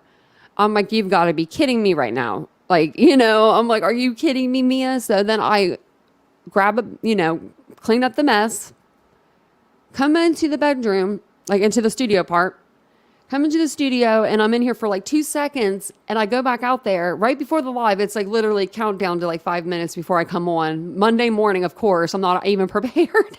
And then I walk back out there, and for some reason, my Weimaraner, she doesn't like being alone. She hates life when she's not with me. If she knows I'm here and she's not right beside me.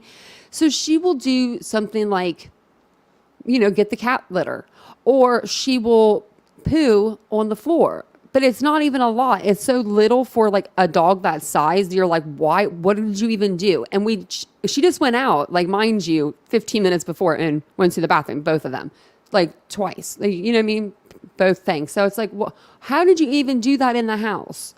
So she's just acting out. So she did that today. And then her sister was eating it when I went out there the second time. And I said, oh, that's fabulous. I have to get on my life right now. You guys are a mess. If you guys really, I need to like introduce my dogs to the camera, because if you could see 2 dogs be sisters, I've never experienced having 2 dogs literally look at each other when they're going to do something messed up. Like, they're sisters. Like, are we going to do this? Yeah, let's do it. It's just funny. And, you know, it's humorous at this point because they're just so funny.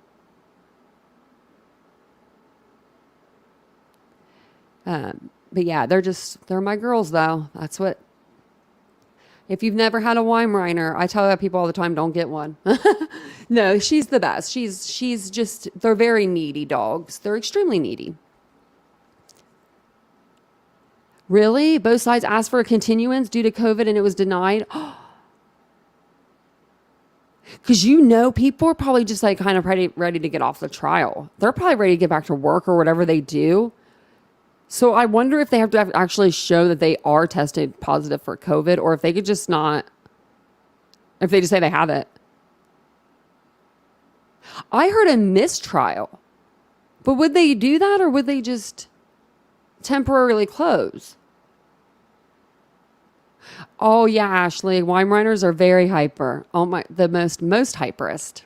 On her back paws, like her back paws, she's 6 foot. They passed around masks. Oh my gosh, that's more than what my job did when we came back from COVID. They didn't even give us masks. They sold them though. I'm like, oh, thanks.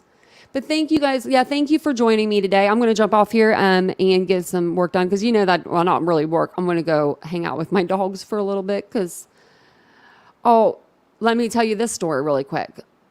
We had chicken wings last night. I told Vincent, under no circumstance can these dogs get chicken wings. I'm not going to be out here. Do not let these dogs get chicken wings. He didn't. He put them in an extra bag, a different bag, sat it on the counter. We forgot to take it down when we took the dogs to the bathroom. We come back up. We took them off the chain. Mia somehow got a chicken bone, but the bag was not touched. So we don't know if a piece fell, and that's how she got it. So then last night, I thought, emergency vet for sure. It was so bad, guys. I thought I was going to cry. So I'm literally going to have to put my dogs on TikTok. Those guys put me through a lot. But they're the best at the same time. I wouldn't have them any other way. But I will see you guys on the next live. I love you all. Have a great day. And don't forget, take care of yourself if I don't see you before Valentine's Day. And have a wonderful Valentine's Day, guys. Bye.